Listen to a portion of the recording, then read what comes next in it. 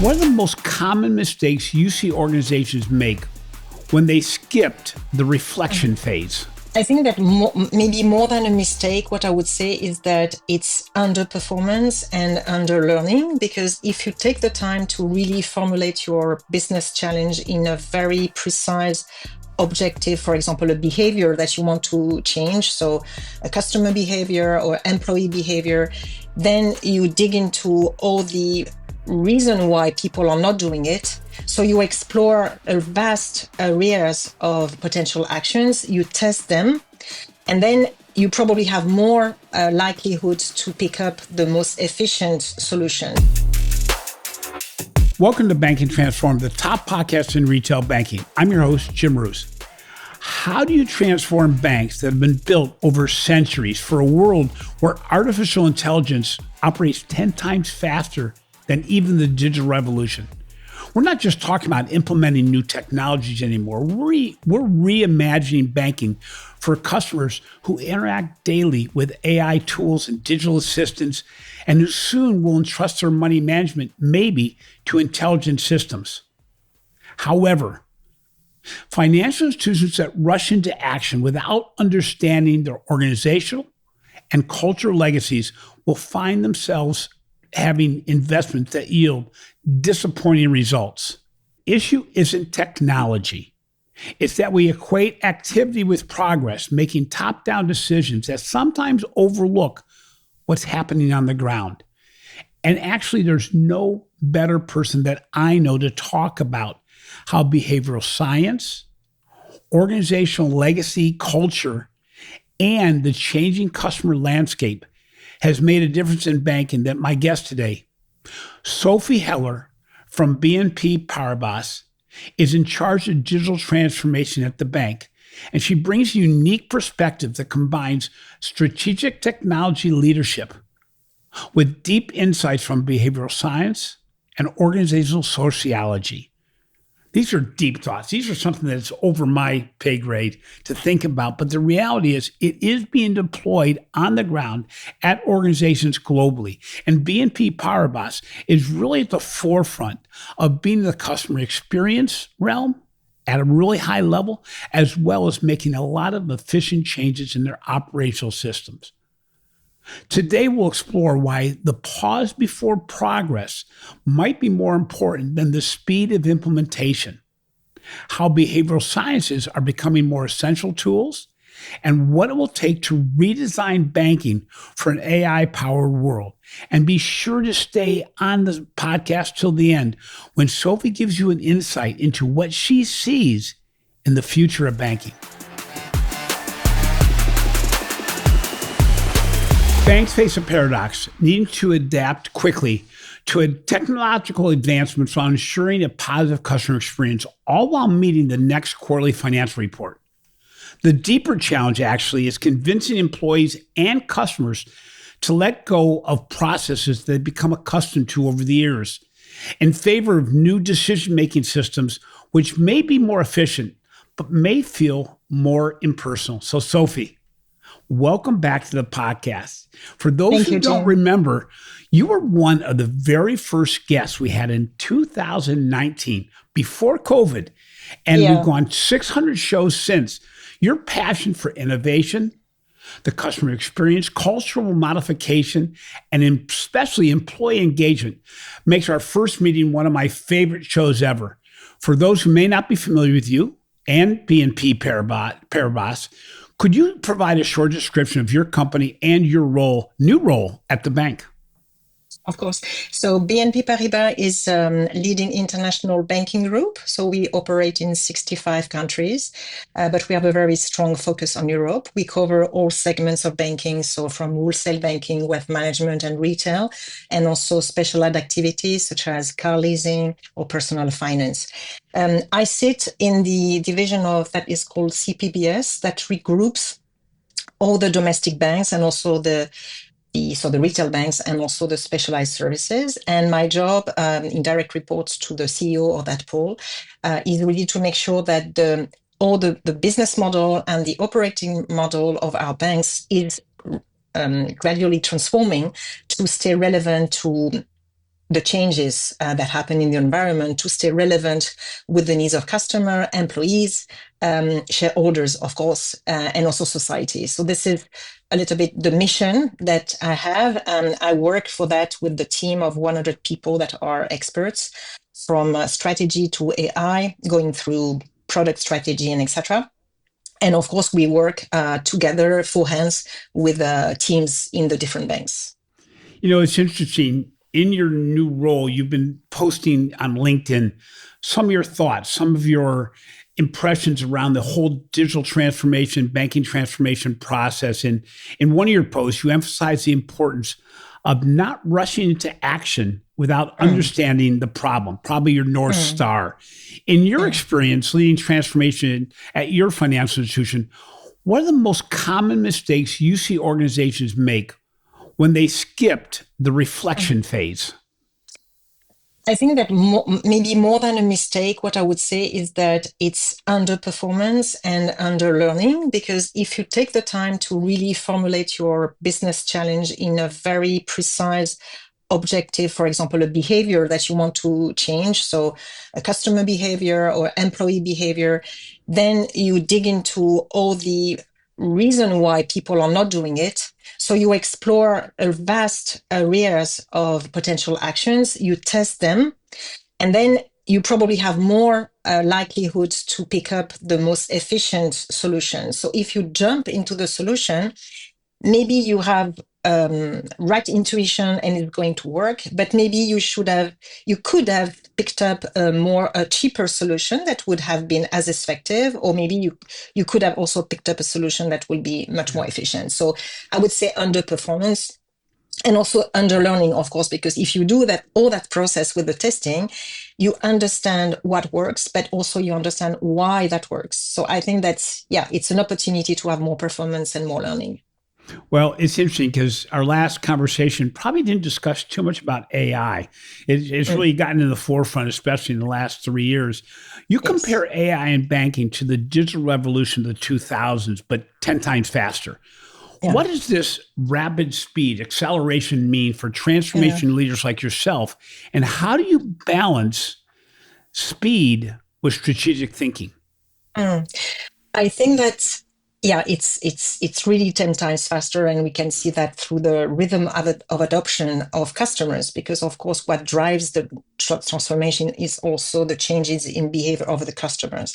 So I think that the challenge, if you look at the digital back in the 2000s, it took years before we were able to fully embrace the potential of digital, because at first it was so an expert thing that we needed to have dedicated teams, so like the digital team, but then the rest of the organization were saying, okay, the digital transformation, this is those guys, so we continue to do the same. So it took years before actually the digital became the new way of working.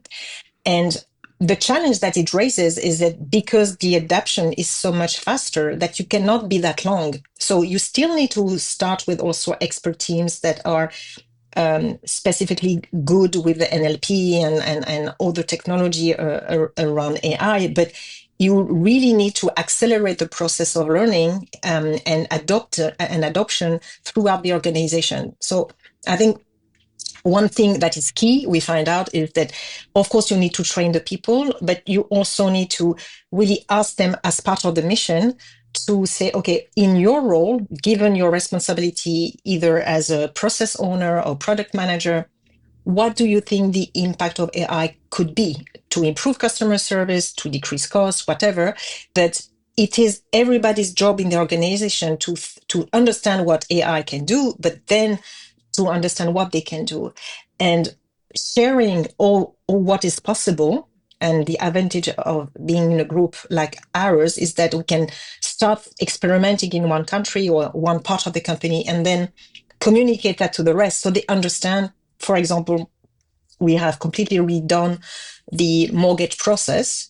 So now we are able to analyze all the document, look at the gaps between what the customer declared and what is in the documents. That has been done in one country with a lot of success, and that can be replicated in others. So, yeah.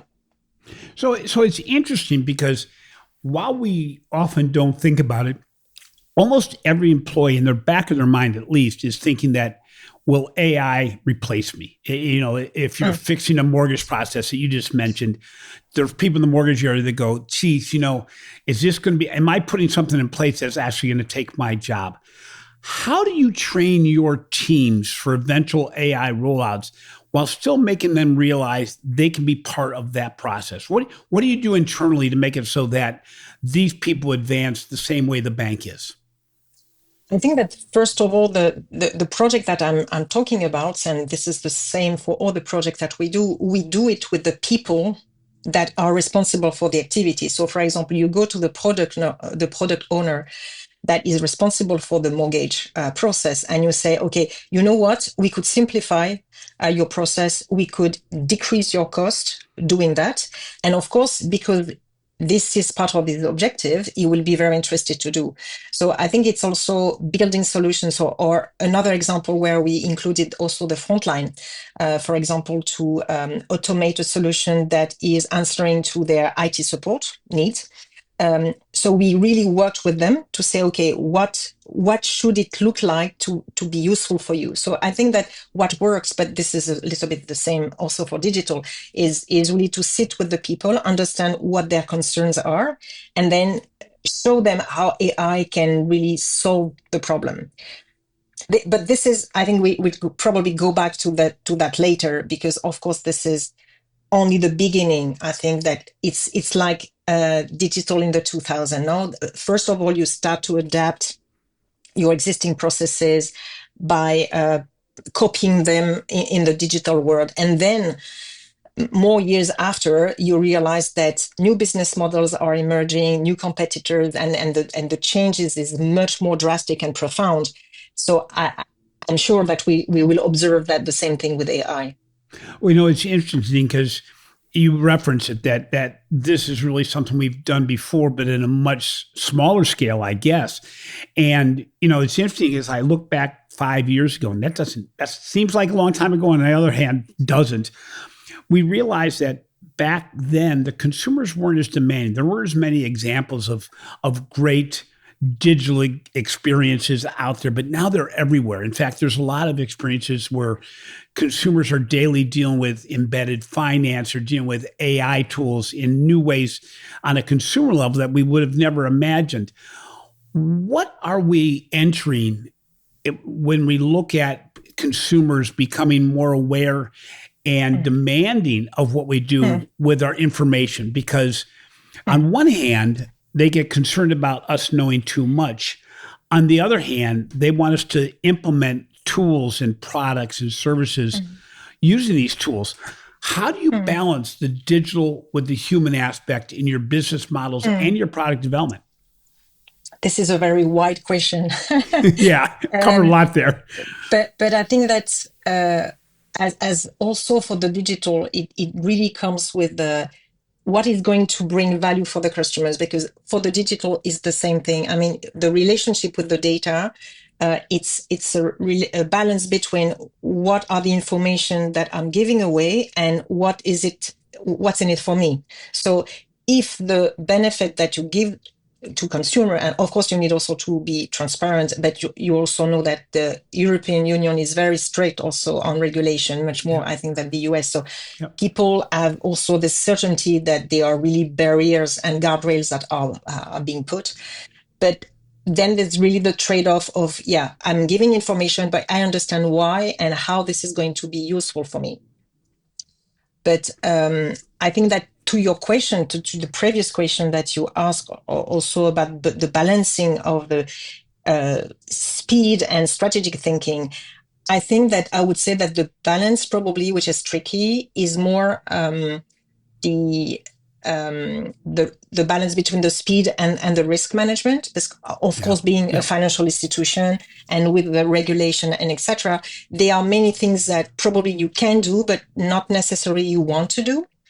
So, and it's about really implementing the guardrails, the monitoring of your models, the testing of your models, also red teaming exercise to make sure that you try to hack what you do, to make sure that when you finally put something in production for consumers or for employees, you have really reduced the risk. So I think this is what slows things down, but for the best, is really this taking into account the risk factor.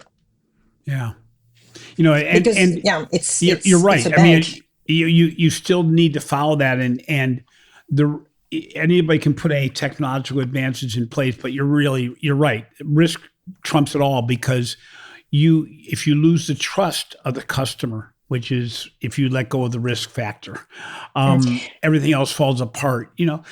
Sophie, when you look back over the last several years, what has been one of the major challenges at your financial institution that maybe you weren't expecting that you've dealt with? Because I'm sure you've always been more advanced and further down the path at your organization with regard to digital and banking transformation.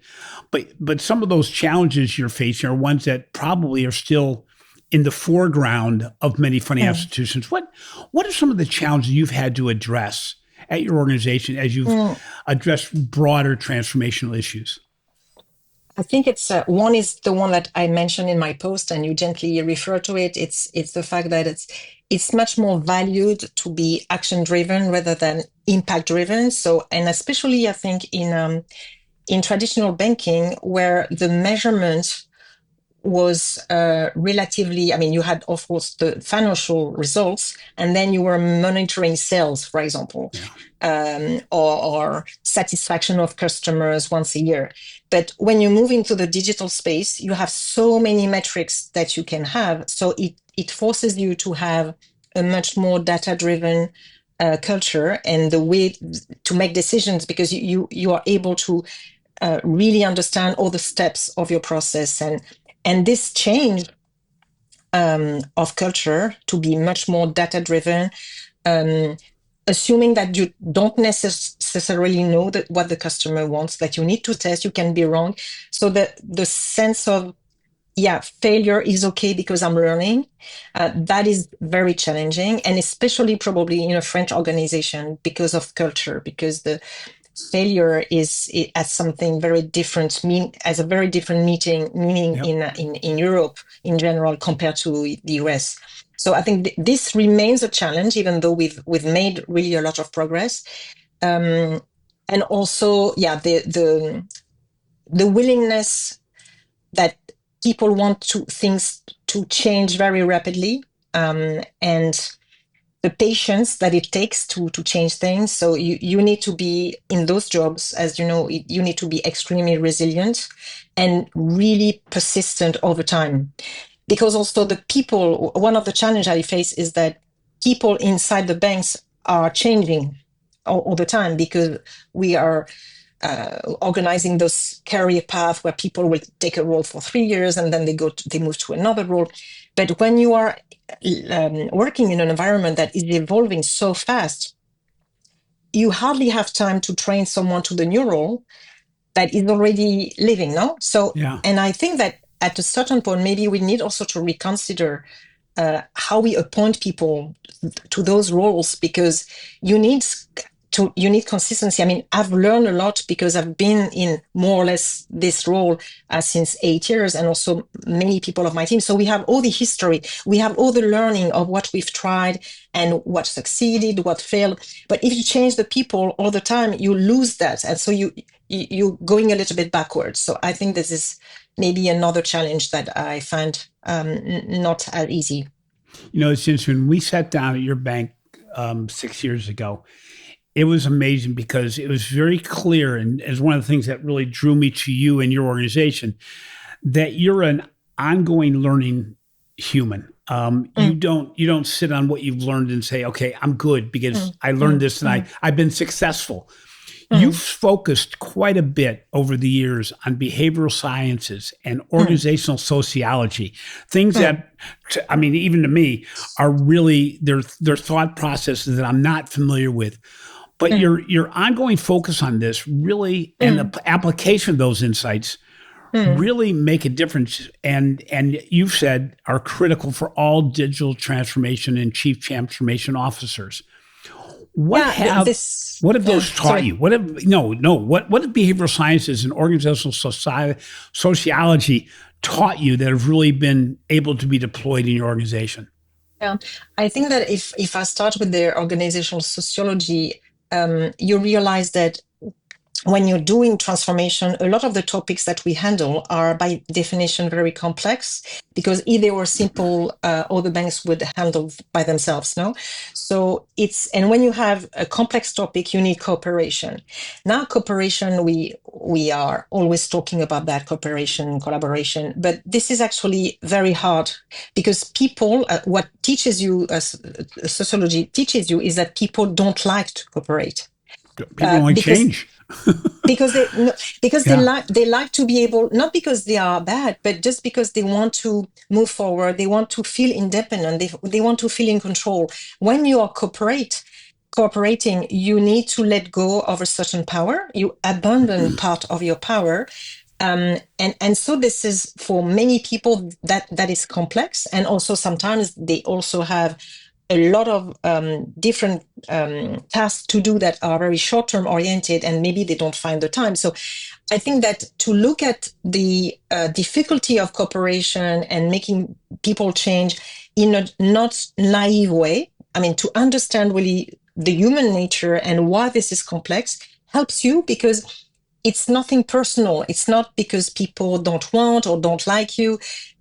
And what I realized is that for people in my team also that are working on those projects, it felt really reassuring to understand all the mechanism that can prevent cooperation, and to feel better with this. So already that, I think, is good. Then we realize also that some of the things that we do, that so we involve people that are in the transformation that we are, as I was saying before, working on, the fact that we take the time to align really on the objective. I mean, there are many things that we were already doing, so it was nice, but I think that was really a help. And as for behavioral sciences, I think that it complements really nicely all the design and test and learn practices that we had implemented, because I was alluding to that earlier, because it forces you to be very rigorous about transforming a business challenge into a specific behavior that you want to change.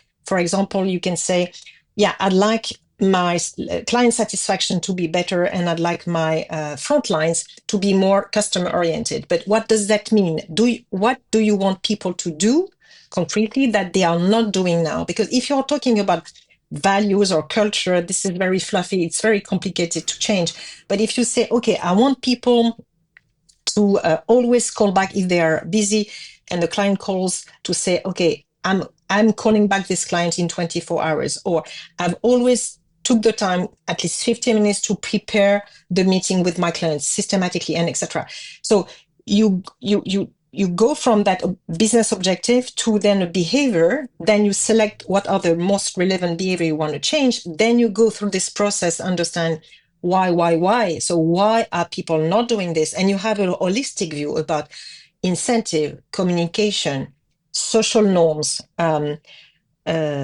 systems. And so you deepen and you enlarge also your vision about the problem, and then you can identify solutions. And for example, I'm mentioning social norms because this is not something that we would have thought naturally. So when you think about helping people to have a new behavior, you would think about the training, the communication. Of course, you need to communicate, you need to train the people, and very often that's it. We say, okay, change is this, but you don't reflect on what the environment is on their machine or in their office. You don't reflect about what are the social norms that you can use to make it desirable. So I think it enlarges. It helps with the definition of the problem. It helps with the creation of solutions, and it puts a rigor also to the test and learn. Because if you have defined precisely the behavior, then you know exactly how you're going to measure it. So yeah, it's a nice complement. Okay, Yeah. so a lot of what we talk about when we talk about banking transformation is really how we get the people, I'll call it below us, but in line areas, to do better, how we change their behaviors. But what we find in the podcasts I've done over the last 5 years is that at the end of the day, success and failure is often defined by executive management, how they embrace change, how they actually will change their mindsets to what's being done going forward. How do you're part of the executive management team, but also how do you work with your peers and those above you to change the way they look at things to make it easier so the culture actually does adjust to the new norms? Yeah, another hard question. I think it's part of first. I think we also touched about that last time. But it's first you need to create a confidence with those people. So as you say, I'm a member of the executive team, but I have a boss, and they have also he's part of the group Comex.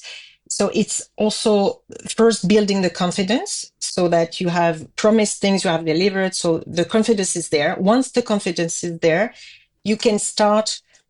It's I would say that it's bringing a lamp and putting the light on things that normally they would not look at. So normally you look at that and it's perfect, but look here, there is something interesting as well. So you put the light on something, and then you need to come always with that if we would be able to do that, that would really bring that benefit. So you need to, because changing, not a lot of people are interested, but if you say, okay, we are great, we are doing great, but look at that, if we do this on top, that would be really interesting.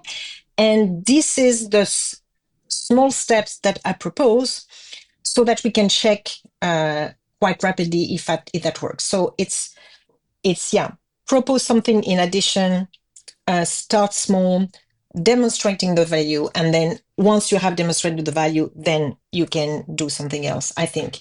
It's a good point, because it makes it so that there's less risk to executive officers saying, you've already proven that the process works. You almost come back to them afterwards and say, we need your reinforcement here because it's working.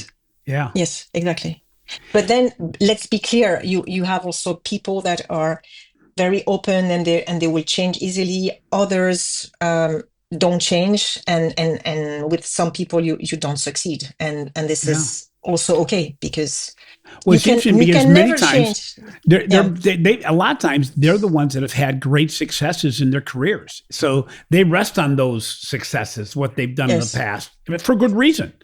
But I liked very much what my boss said once. He said, the bank that we have built no longer works. I know, because I've been doing this bank. And I think that was a very strong message, because he was acknowledging the fact that at a certain point it was okay, but now it's not what we need to do. So having those this confidence and those messages that are given at the top set also the tone and helps a lot, of course.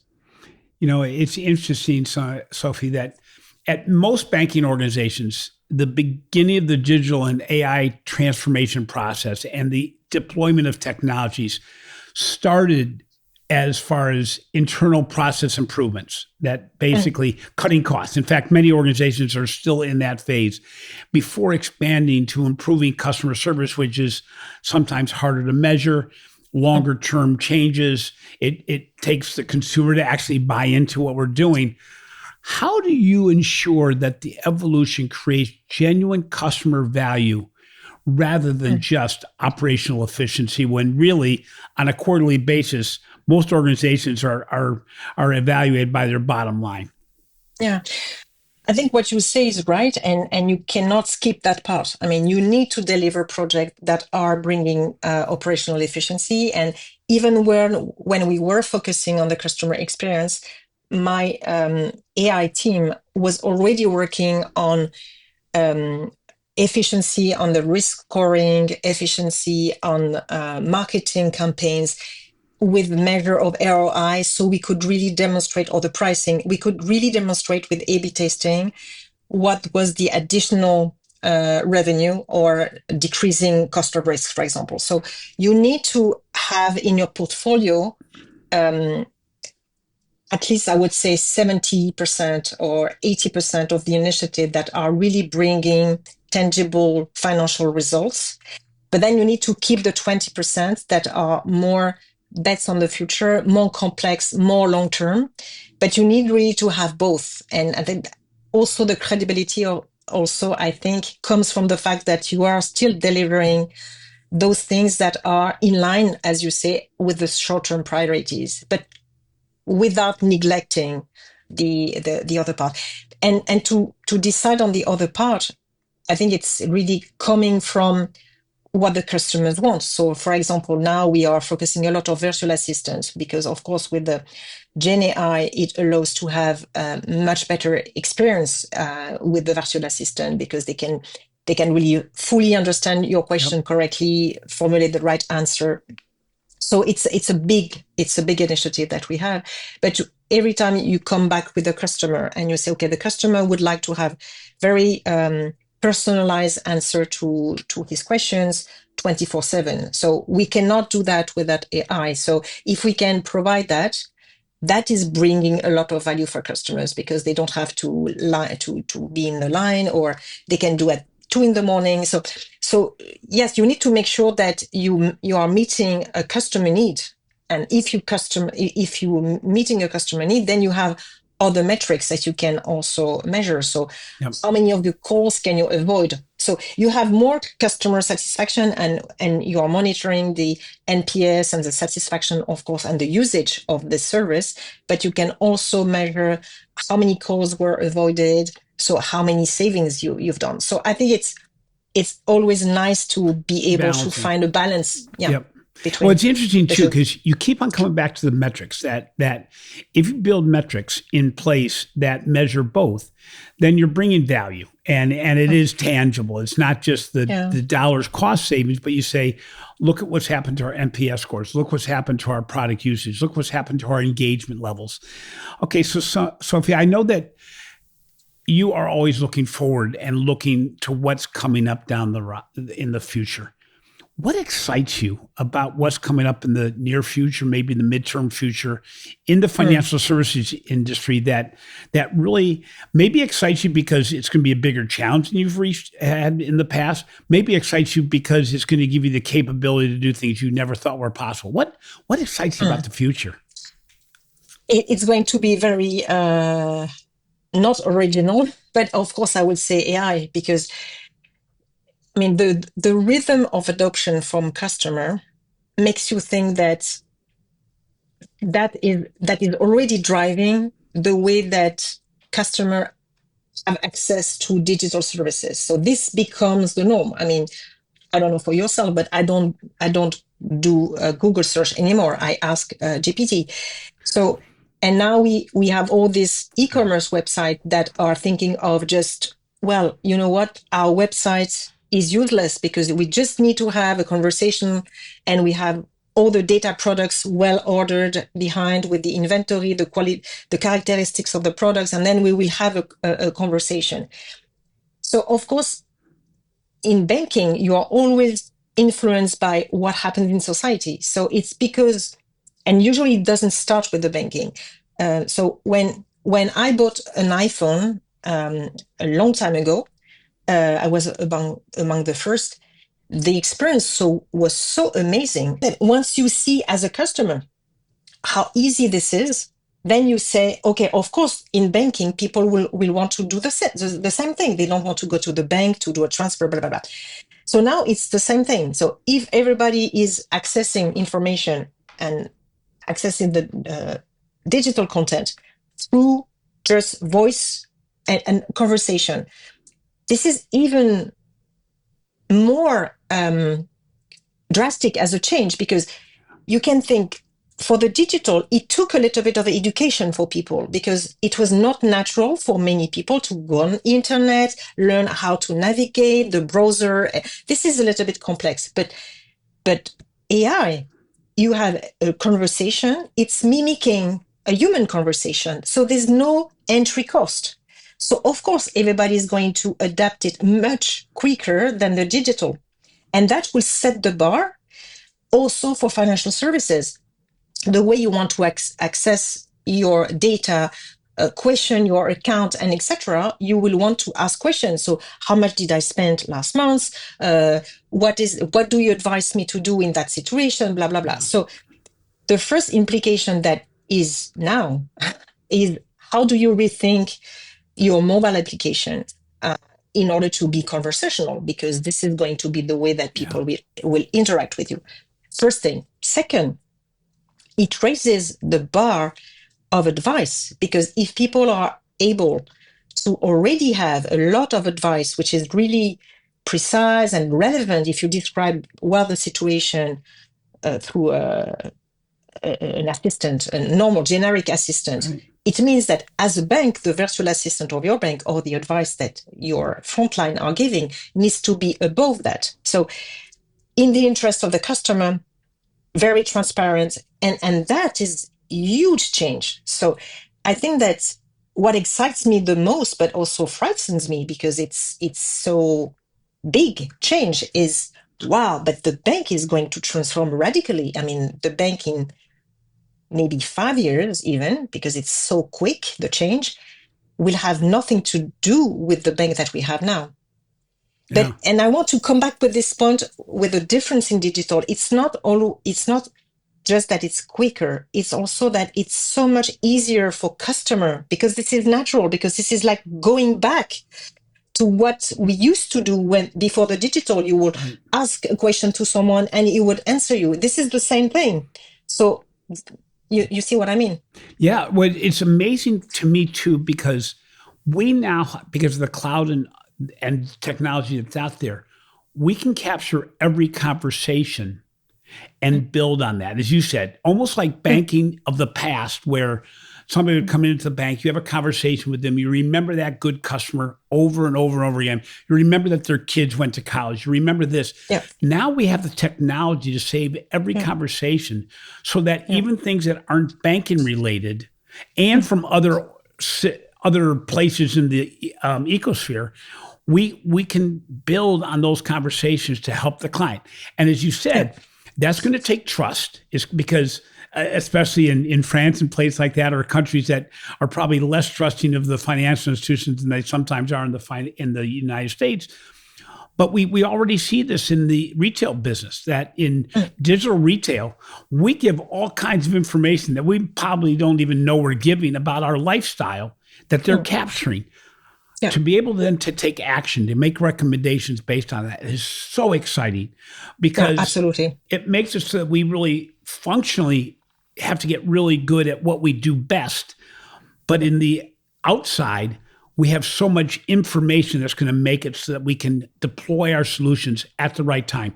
I'm not going to have to worry about, how I pay for something or what I do on a monthly basis, because we're all creatures of habit. When the bank starts to remember our habits and helps us with that, it saves us time.